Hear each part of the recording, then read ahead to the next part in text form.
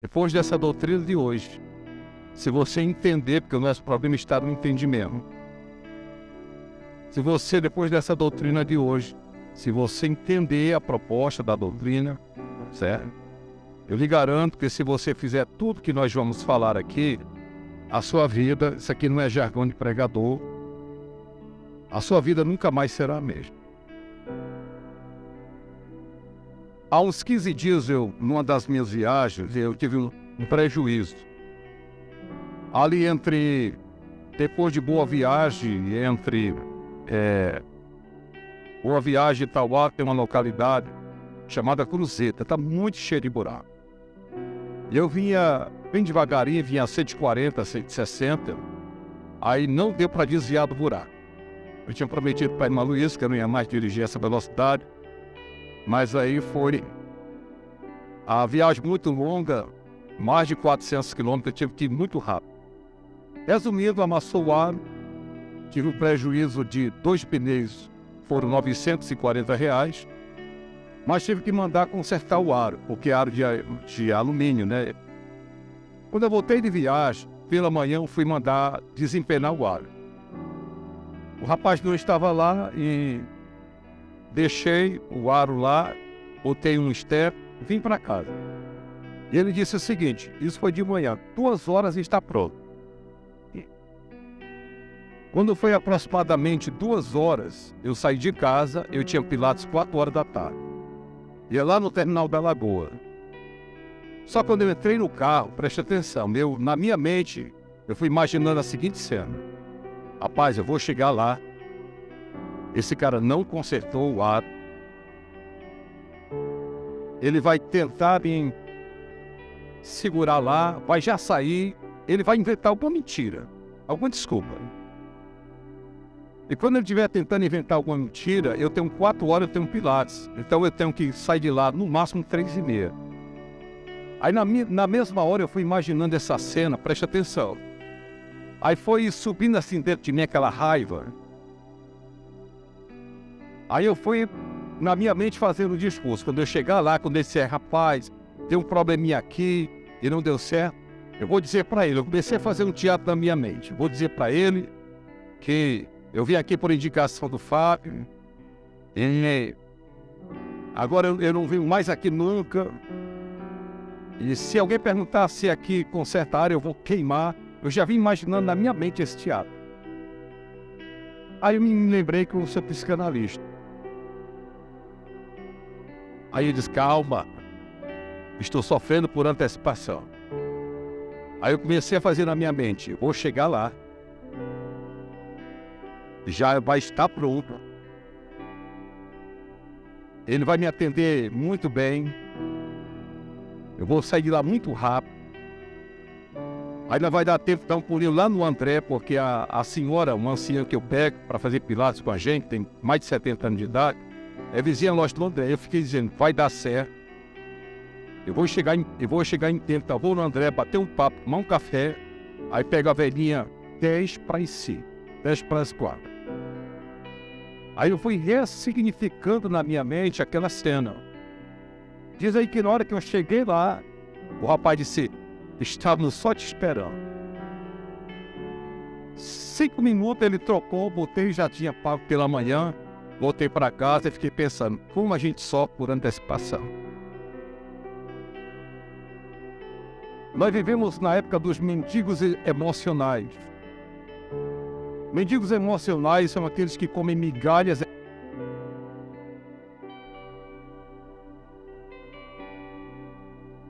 Nós vivemos uma época que as pessoas estão aos frangalhos emocionais. As pessoas estão com um transtorno de ansiedade generalizada. Nós temos...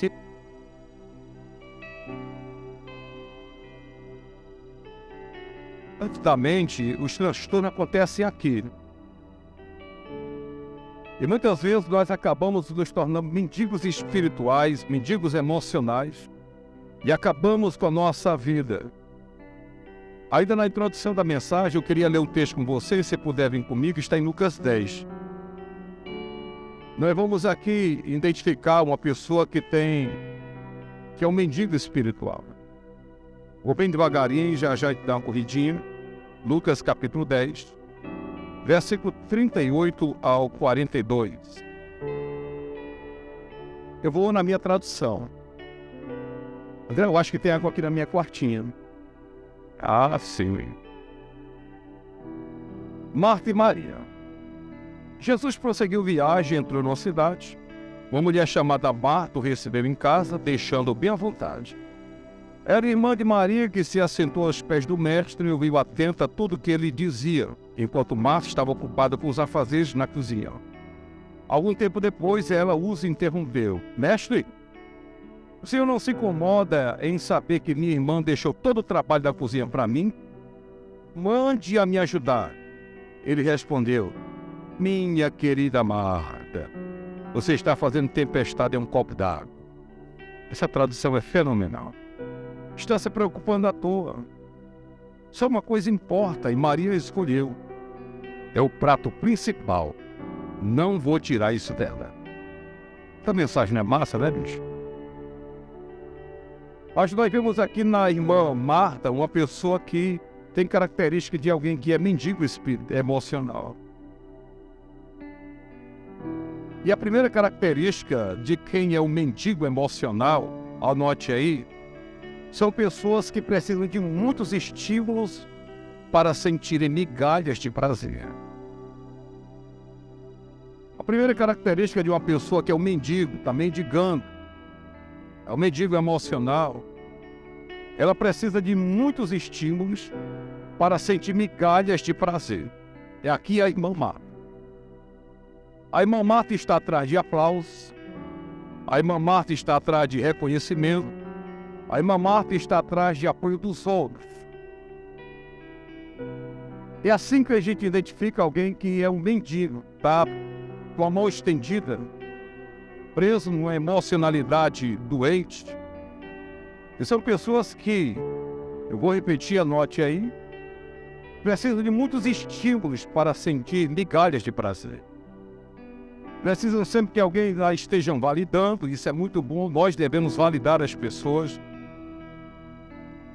As pessoas assim que só querem ser reconhecidas, querem o apoio dos outros. Quando fazem alguma coisa, querem chamar a atenção para si, querem um aplauso. É a primeira característica de uma pessoa que tem mendigância espiritual ou emocional, perdão. Nós temos que entender que o ser humano ele passa por 3 fases interessantes. A primeira fase é da criança. É a fase da dependência. A criança depende de alguém para alimentá-la. A criança depende de alguém para trocar sua roupinha, limpá-la, dar-lhe asseio.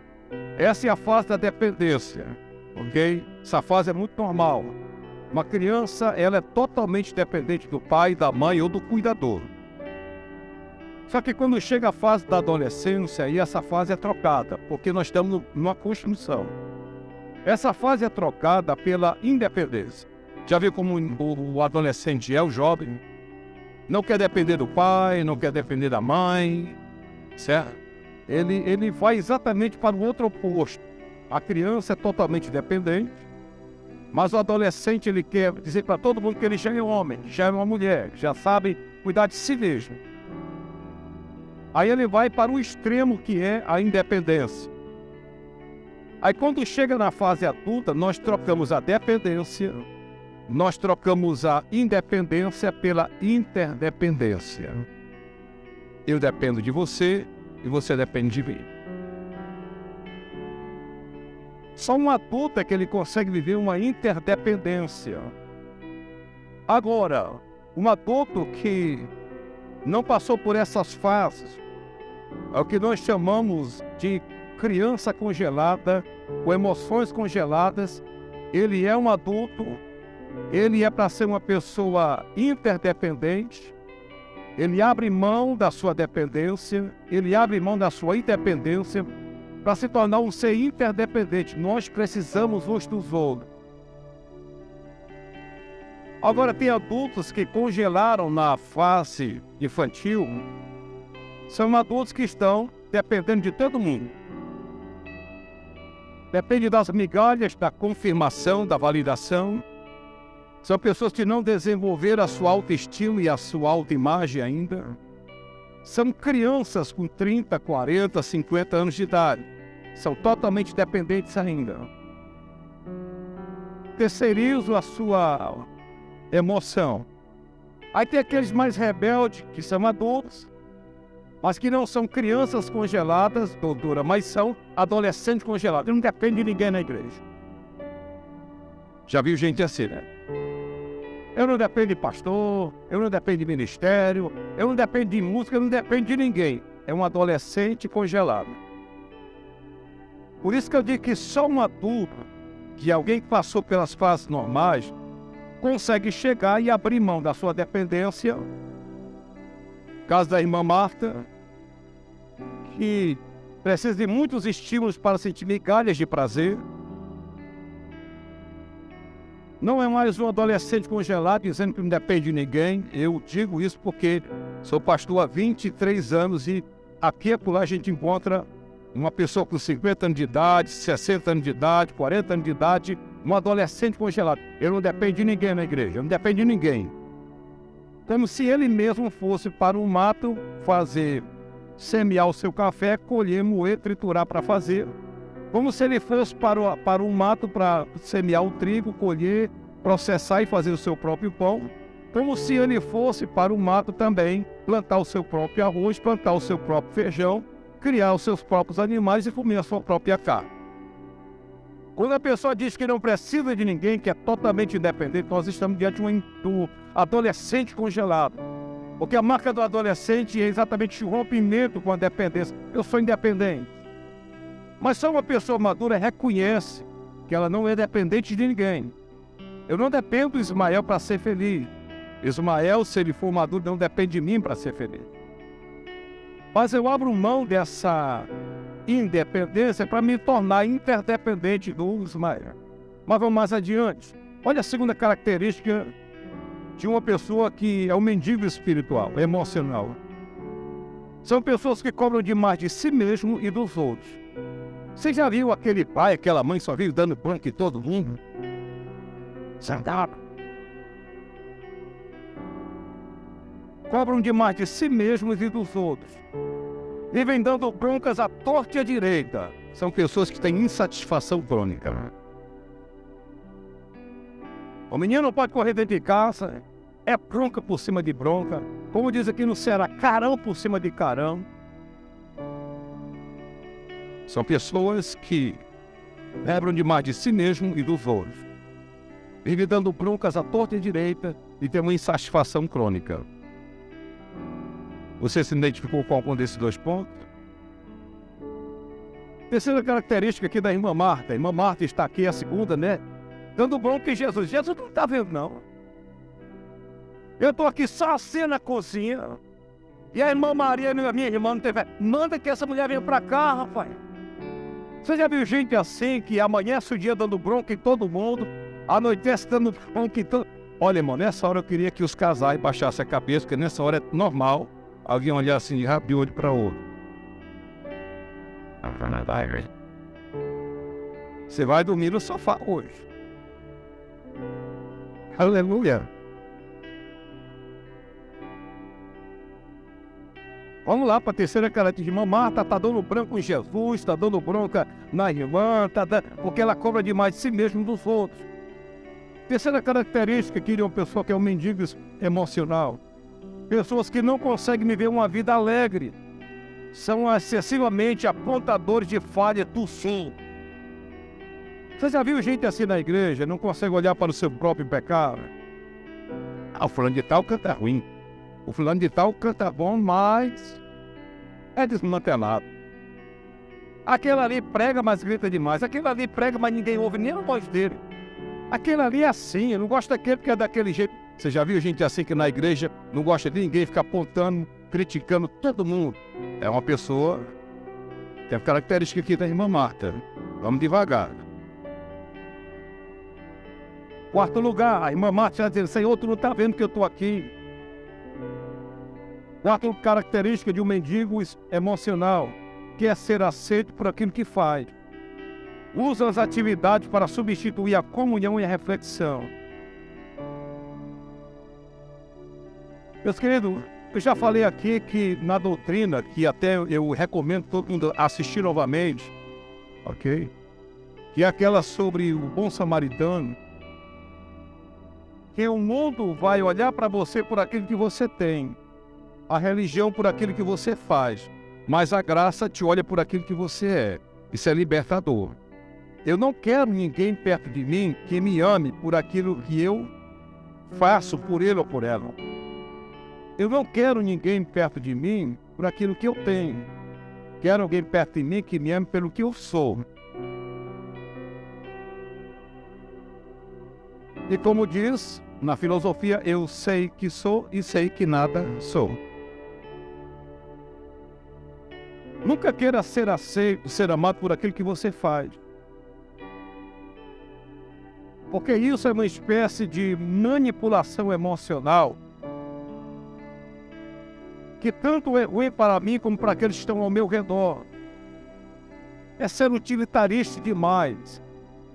Porque, deixa eu lhe dizer uma coisa, Deus o livre que você tem um AVC, agora você não pode fazer mais nada por ninguém. Então, automaticamente, você vai se sentir a pior pessoa do mundo, porque agora você não tem mais locomoção, você não pode mais fazer alguma coisa para alguém para se sentir amado. Por isso que eu digo, seja amado por aquilo que você é, não por aquilo que você tem e nem por aquilo que você faz.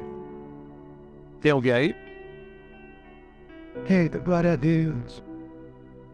Quinto lugar, se você é um mendigo emocional, você vai esperar ser valorizado para poder ser feliz. A irmã Marta está querendo ser valorizada para poder se tornar uma pessoa feliz.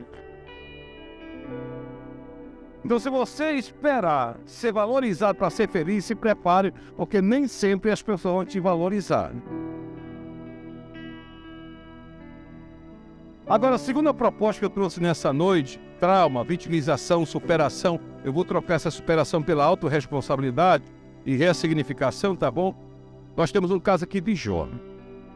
Eu não desejaria para ninguém passar o trauma e o problema que Jó passou. Muita gente critica a mulher de Jó, mas eu quero dizer que a mulher, como diz a teologia petrina de Pedro, a mulher é o vaso mais frágil. A mulher de Jó, ela chegou lá e eu acho que a maioria de nós, na pele daquela mulher, era rica, ficou pobre. Não tem mais filhos, filhos morreram. O marido está com lepra da cabeça à planta dos pés ou da planta dos pés à cabeça. E aqui eu não quero ser advogado da mulher de Jó, de Jó, mas eu só quero dizer uma coisa, que a gente tem que ter empatia para entender o que ela quis dizer.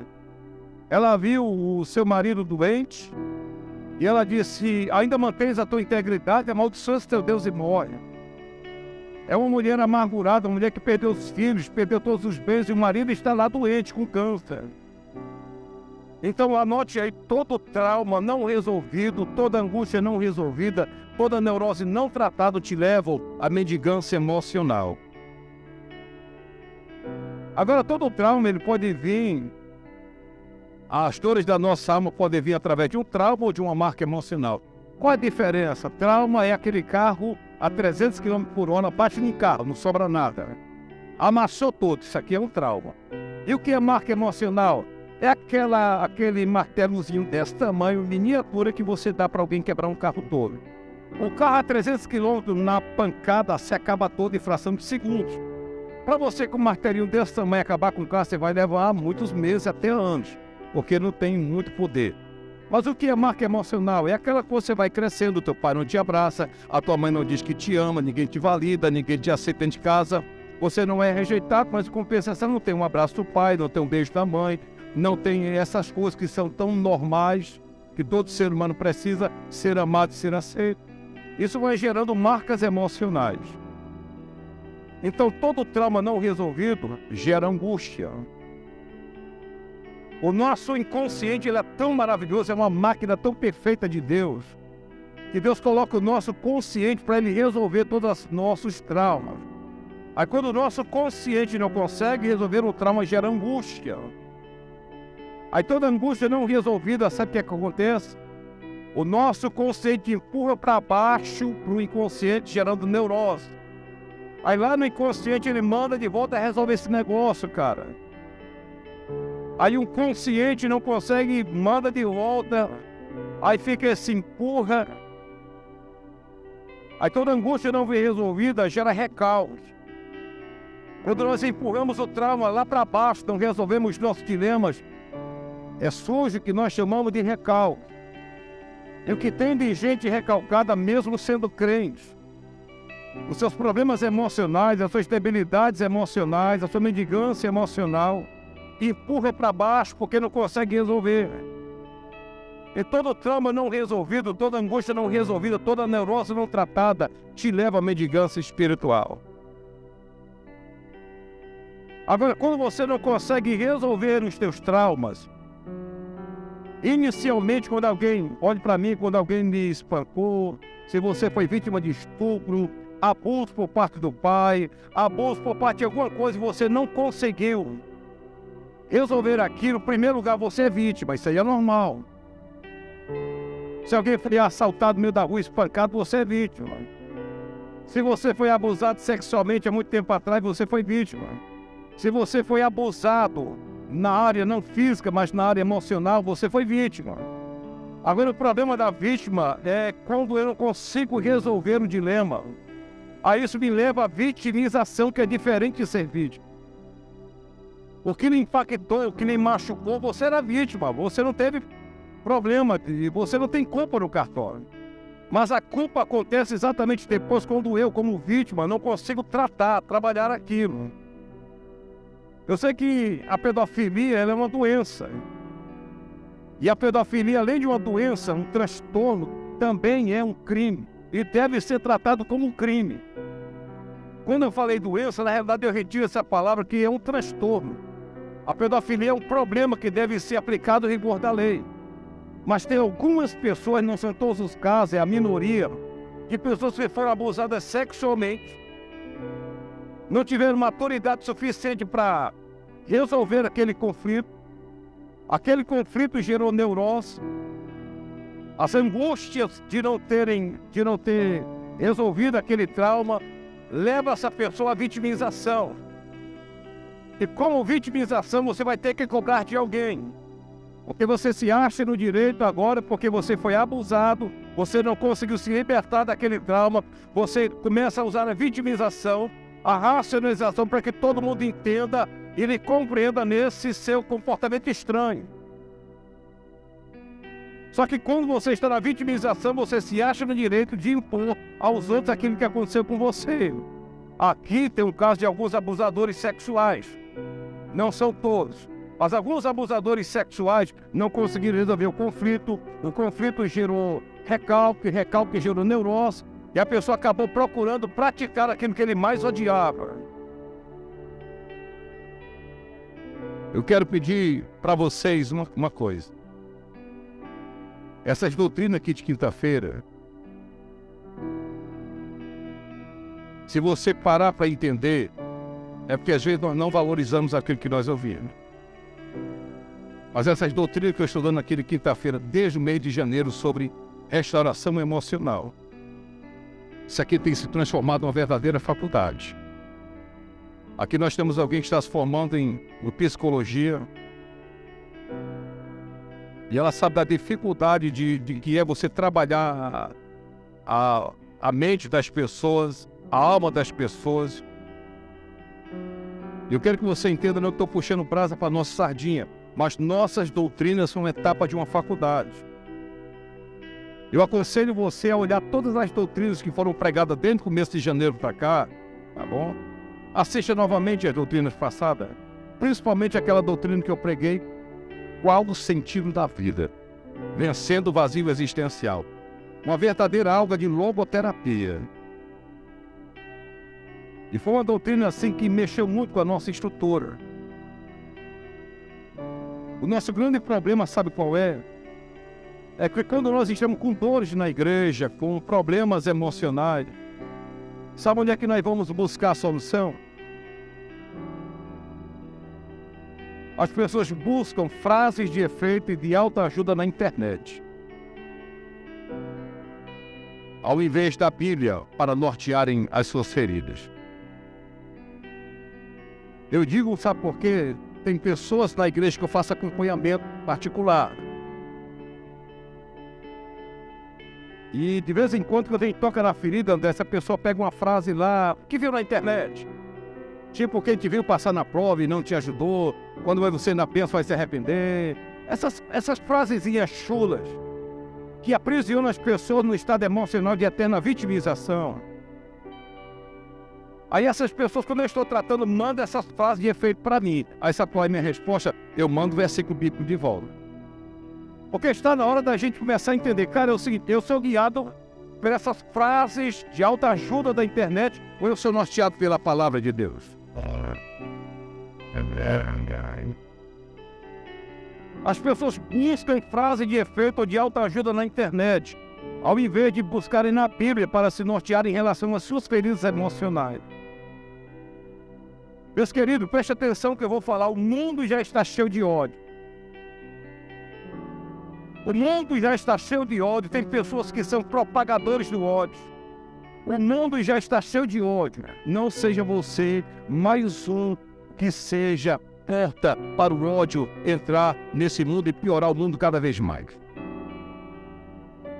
O mundo já tem ódio demais, o mundo já tem gente doente demais. Não seja mais um doente. Nós já temos ódio demais no mundo, a gente vive no mundo, cara, e tem gente que respira ódio, que exala ódio, que prega o ódio. Não seja mais um. Eu vou ler para vocês aqui, Mateus capítulo 5. Essa semana eu estava falando com uma pessoa da nossa igreja que está disciplinado. Aí quem já foi disciplinado sabe como é o meu tratamento com quem é disciplinado. É diferente dos outros pastores. Aí, essa pessoa disciplinada, eu mantive um contato com essa pessoa via WhatsApp, assim, para resolver um negóciozinho banal mesmo. Aí quando eu terminei, quem me conhece sabe que dizer eu te amo, isso aqui para mim é muito fácil. Né? Aí eu disse para ele, né? Botei na frase no final dizendo eu te amo. Ele não respondeu. Aí depois ele disse para mim, pastor, eu posso ir pro jantar do dia 17? Aí eu botei, pode, meu portinho. Aí ele mandou um áudio, pastor, eu ainda não consigo assimilar esse seu jeito de amar as pessoas. Mas eu vou me acostumar. Pastor, eu te amo. Eu também te amo, cara. Aí eu disse para ele, meu querido, o mundo já está cheio de ódio. O mundo já está tão cheio de pessoas que carregam ódio no coração. E nós, como cristãos, eu queria que todos vocês aqui tivessem o DNA do pastor de vocês. Não diz que a igreja é a cara do pastor, mas de vez em quando eu vejo uma briga, uma arenga dentro da igreja, às vezes eu vou ser bem sincero para vocês, eu fico perguntando para Deus assim, o que é que eu estou fazendo nessa igreja? Porque pelo nível de doutrina que a gente já pregou aqui, 8 anos que eu estou aqui, e desde janeiro que a gente prega a mensagem de cura interior, restauração emocional, e a gente ainda vê alguém ainda com raiva de alguém na igreja, de Jesus, o que é que eu estou fazendo aqui? Eu fui cair na besteira para perguntar isso para Deus anteontem. Aí uma voz sussurrou no meu ouvido, os meus profetas passaram pela mesma coisa, mas continuaram profetizando.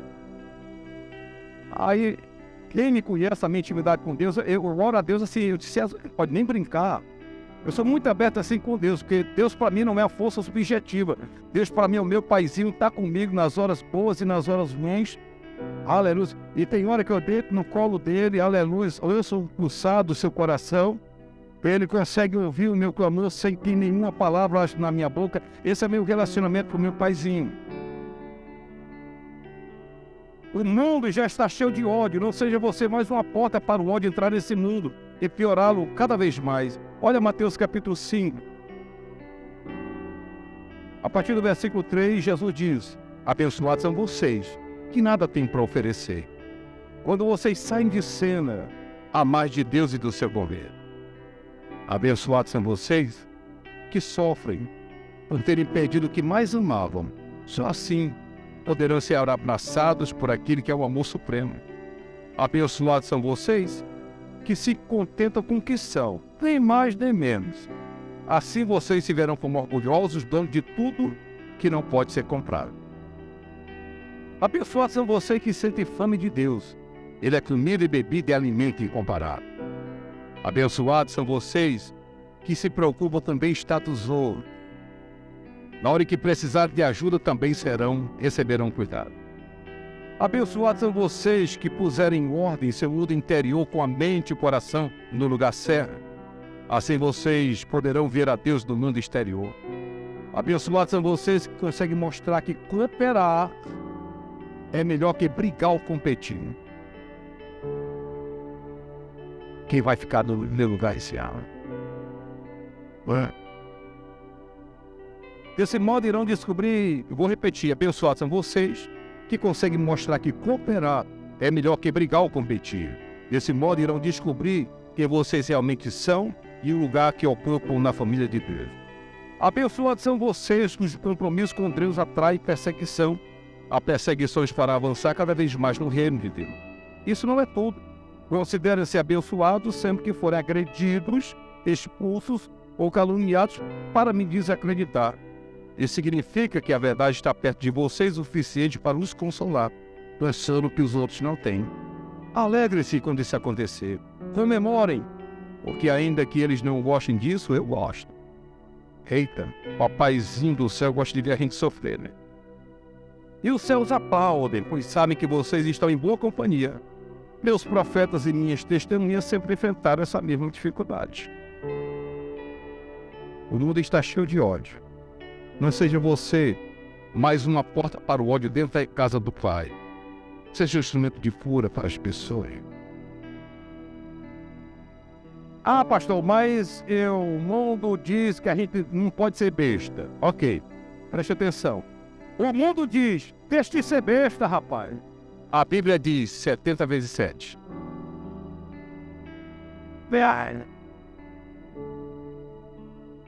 O mundo diz, perdoa, mas dá um gelo. A Bíblia diz, ande mais uma milha do outro lado e presenteie-no com a túnica. Tem alguém aí? Eu vou repetir. O mundo diz, deixe de ser besta. A Bíblia diz 70 vezes 7. O mundo diz, perdoe, mas isole. A Bíblia diz, ande mais uma milha, dê o outro lado e ainda o presentei com a túnica.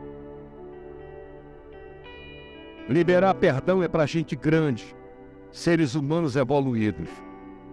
Eu vejo pessoas que não conseguem liberar perdão. Eu estou diante de um ser humano que não evoluiu. Liberar perdão é para gente grande, para seres humanos evoluídos. Gente pequena guarda rancor. Agora preste atenção, não confunda guardar rancor com sentir rancor. Sentir até eu sinto. O problema é que eu não guardo. Sentir raiva eu sinto. O que eu não sinto é ódio. Porque eu aprendi a discernir o que é emoção de sentimento. Emoção é superficial e é rápido, raiva. Sentimento é profundo e é duradouro, ódio. Cuidado para que essa raiva que você tem de alguém não vire ódio. Você, ao invés de ser um humano evoluído, ter muita luz na sua vida, você vai ser um ser humano que está regredindo. Daqui a pouco você está igual aquele homem das cavernas. A questão não é ser besta. A questão é ser parecido com Jesus. Eu vou repetir, a questão não é ser besta. A questão é ser parecido com Jesus. Ele dominava a sua inteligência espiritual e não terceirizava as suas emoções. Porque quando você está com raiva de alguém, você alimenta essa raiva, você acabou de pegar a sua emoção e colocou na mão da pessoa. É ela que está direcionando o seu sentimento. Agora, a partir do momento que eu sinto uma raiva de alguém, mas eu faço tudo para que esse sentimento seja abortado dentro de mim, eu estou tendo inteligência emocional, eu não estou colocando a minha emoção para alguém estar direcionando a minha emoção. Então a questão não é ser besta, a questão é ser parecido com Jesus. Eu vou repetir agora uma coisa interessante, anote aí. Nós somos seres espirituais tendo experiências humanas e não seres humanos com experiências sobrenaturais. Eu vou explicar agora, eu vou repetir bem devagarinho para você anotar. Nós somos seres espirituais, tendo experiências humanas e não humanos com experiências sobrenaturais. Eu vou repetir, eu vou explicar. Nós somos seres espirituais que temos experiências humanas e não humanos com experiências sobrenaturais. Eu vou explicar. Porque se você é um humano com experiência sobrenatural, a sua espiritualidade é só na hora que você está tendo a experiência. Então, no seu cotidiano, no seu casamento, não tem espiritualidade. Não. Quando você está com raiva de alguém, não tem espiritualidade nada, a não ser aqui. Porque se nós temos uma espiritualidade só aqui no templo, André, então nós somos seres o quê? Somos seres humanos com experiências sobrenaturais. E o mundo não está atrás de pessoas humanas com experiências sobrenaturais. O mundo está atrás de seres espirituais tendo experiências humanas, como uma raivazinha, um rancorzinho.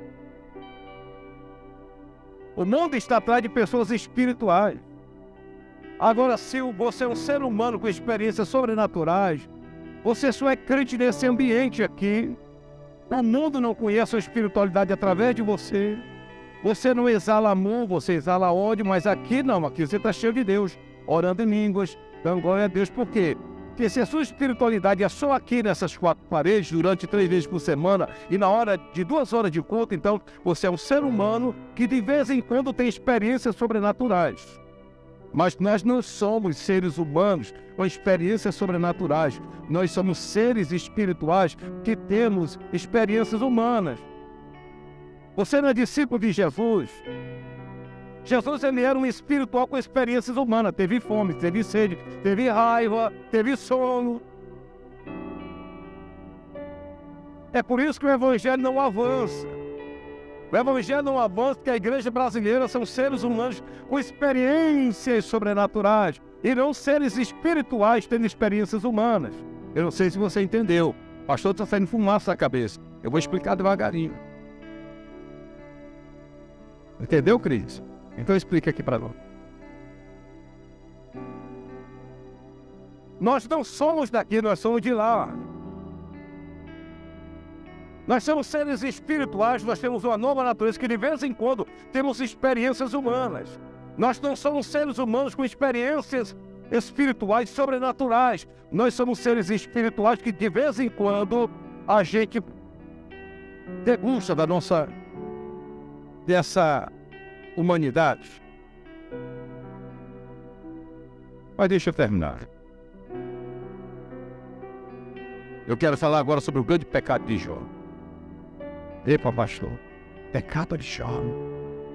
A Bíblia diz, havia na terra de Uz um homem, cujo nome era Jó, temente a Deus, reto, íntegro, justo. Se desviava do mal e não tinha ninguém semelhante a ele. Você vai falar do pecado de Jó. Jó ele passou por um trauma muito forte. Mas Jó ele só conseguiu ser um ser espiritual com experiências humanas só no capítulo 1 e no capítulo 2.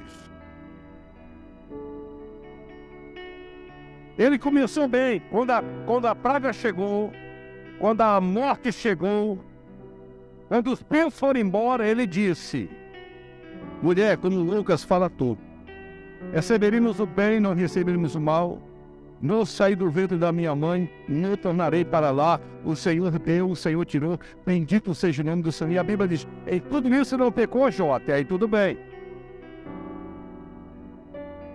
Só que a partir do capítulo 3 em diante, até o capítulo 42, o bicho pega. Porque do capítulo 3, quem estudou teologia sabe disso, Jó começa a pecar. E qual foi o pecado de Jó? Uma coisa chamada vitimização, exaltação da sua própria justiça. Sabe o que ele começou a dizer a Deus? Senhor, eu sou bom demais, eu não merecia sofrer. Do capítulo 3, no livro de Jó, até o capítulo 42, Jó vai... 38, porque no capítulo 38 Deus fala. Mas do capítulo 3 até o capítulo 38, Jó vai dizer: eu sou bom demais, eu não merecia sofrer. Eu era xoxo demais, eu não merecia isso. Eu era um cara bom demais, por que você fez isso comigo? Ah, se eu tivesse um advogado, eu iria agora no teu tribunal e ia te processar. Para quem acompanhe a história de Jó só através dos louvores, cuidado que você não conhece a história toda. Mas Jó, qual foi o pecado de Jó? Ele exaltou a sua própria justiça. Ele dizia, eu fui bom, eu era o olho do cego, eu era pai de gente desnaturada, eu nunca dormi com o salário de um trabalhador, eu pagava todo dia, pagava todo mundo. Eu encontrava mendigo no meio da rua, botava dentro da minha casa, dava alimento, cesta básica, cuidava das perebas, fazia tudo de bom e agora eu estou sofrendo, eu não aceito esse sofrimento. Sabe o que nós chamamos isso de vitimização? Ele começou até bem, mas se deixou abater pela amargura contra Deus, por achar que não deveria sofrer. E nessa noite aqui, pode ter algum crente amargurado contra Deus, sabia?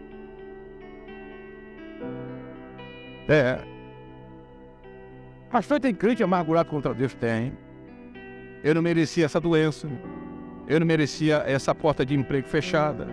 Eu não merecia isso, eu não merecia aquilo. Eu sou crente, eu estou bem na igreja. A pergunta não deveria ser, por que eu? Mas a pergunta deveria ter sido, tinha que ser agora, Deus? Por que a pergunta certa tinha que ser agora? Porque um dia todo mundo vai sofrer. Então não adianta, irmão, quando você diz assim, Senhor, por que eu estou sofrendo? Cara, todo mundo vai sofrer, bicho. Uns vão passar um trauma maior, outros um trauma menor, alguém vai perder alguém vai morrer, uma porta vai se fechar, um diagnóstico médico vai dizer que está com câncer, um diagnóstico médico vai dizer que tem pouco tempo de vida. Todo mundo vai passar, a pergunta não é por que eu, mas a pergunta tinha que ser agora.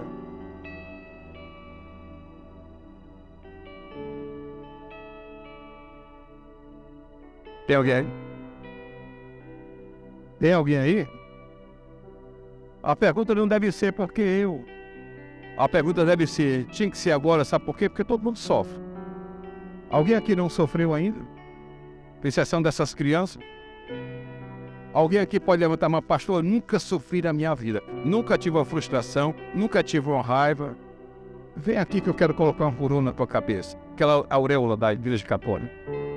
Mas é que todo mundo já sofreu, né, velho?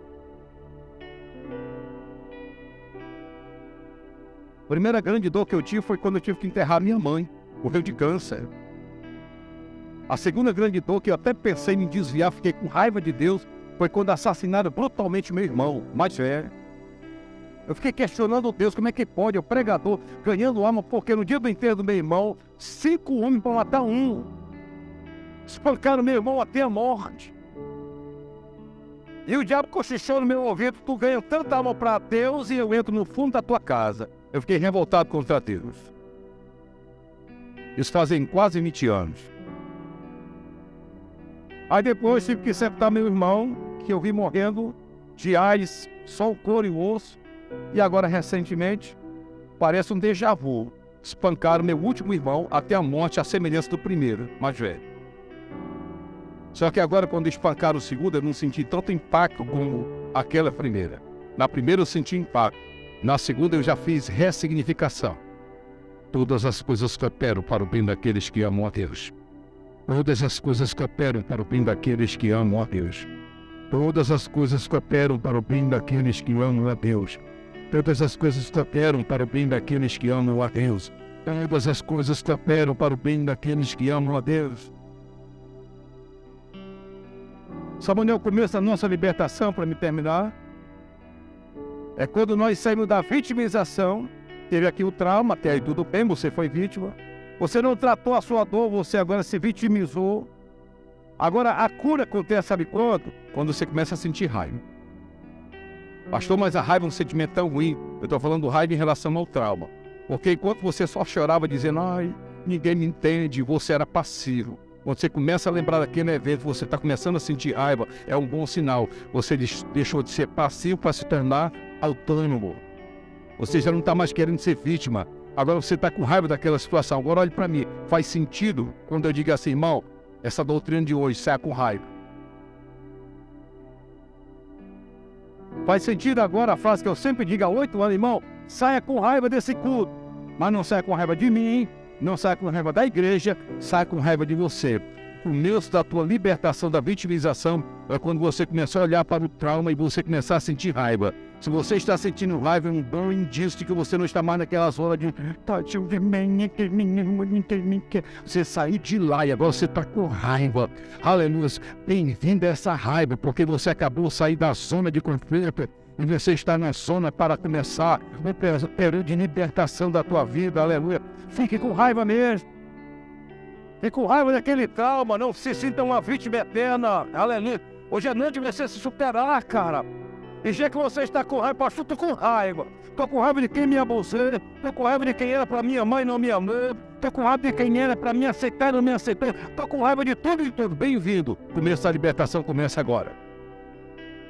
Eu quero aproveitar que você está com raiva. Aí agora eu quero dizer, pronto. Agora você vai começar a se libertar. Porque agora você tem que se responsabilizar por esse sentimento que você está sentindo.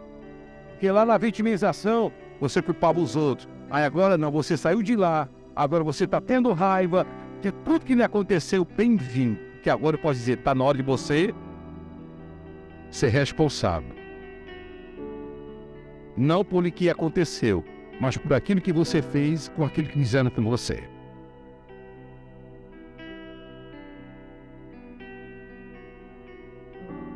Pastor, e como é que a gente se liberta? É muito simples, é só você ressignificar. E o que é ressignificar? Ressignificar significa atribuir um novo significado a algo.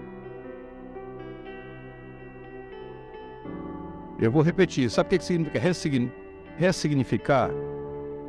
É atribuir um novo significado a algo. E agora você não está mais na zona de vítima, agora você não está mais com raiva, agora você está pensando naquele evento sendo todas as coisas cooperam para o bem daqueles que amam a Deus. Todas as coisas cooperam para o bem daqueles que amam a Deus. Todas as coisas cooperam para o bem daqueles que amam a Deus. Deixa eu lhe contar a história de um rapaz para a gente encerrar mesmo de fato. De um rapaz que ressignificou tudo na sua vida. O nome dele é José. José não conseguia mais se conter e manter a pose diante de todos os seus servos, então ordenou: saiam, fora, saiam todos daqui. Por isso não havia mais ninguém com José quando ele se revelou aos seus irmãos. Mas ele chorava tão alto, olha aí, irmão, a libertação, que os egípcios não podiam deixar de ouvi-lo, e as notícias logo chegaram ao palácio de Faraó. José disse a seus irmãos: eu sou José, meu pai está mesmo vivo? Mas seus irmãos não conseguiram dizer uma única palavra, ficaram mudos, pois não conseguiam acreditar no que estavam vendo e ouvindo. José pediu a seus irmãos: cheguem mais perto de mim. Eles se aproximaram. Eu sou José, o irmão que vocês venderam para o Egito. Não fiquem tristes, nem se culpe por me terem vendido. Deus estava por trás de todos os acontecimentos. Ele me veio para cá antes de vocês para salvar vidas. Já faz 2 anos que a fome na terra e ela vai continuar por mais 5 anos. Nesse tempo não haverá plantio nem colheita. Deus me enviou antes de vocês para preparar o caminho e garantir que o remanescente ficasse na terra para salvar a vida de vocês por meio de um grande ato de livramento. Portanto, entendam que não foram vocês que me mandaram para cá, mas o próprio Deus. Meu Deus, quem me tornasse praticamente um pai para Faraó. O rei do Egito deixou até seus assuntos pessoais aos meus cuidados e me fez governador sobre o país inteiro. Havendo a coisa de volta para meu pai, digo a ele: seu filho José, manda dizer: sou o Senhor de todo o Egito. Venha o mais rápido que puder e fique comigo aqui. Darei um lugar para o Senhor viver comigo. Aleluia. José agora está curado e ele não está mais dizendo: olha por vocês. Ele está dizendo: meus irmãos, não se culpem. Não foram vocês. Irmão, deixa eu contar bem rapidinho uma coisa aqui. Ninguém gosta de ser humilhado. Eu fui consagrado a pastor em 1999. Eu era da Convenção do Montes, não era do Templo Central. Em 2001 eu vim para o Templo Central com carta de mudança assinada de convenção para convenção. Chegando no Templo Central, nesse tempo não recebia pastor da outra convenção. E um dos pastores que me recebeu olhou para mim e disse: eu não lhe recebo como pastor. Se você quiser, eu lhe recebo como membro. E se você quiser ficar na igreja, pode ficar. Tipo assim, tô nem aí pra você. Sabe o que eu fiz? Fiquei no último banco. Só que eu fiquei com uma raiva tão grande desse pastor, porque ninguém gosta de ser humilhado.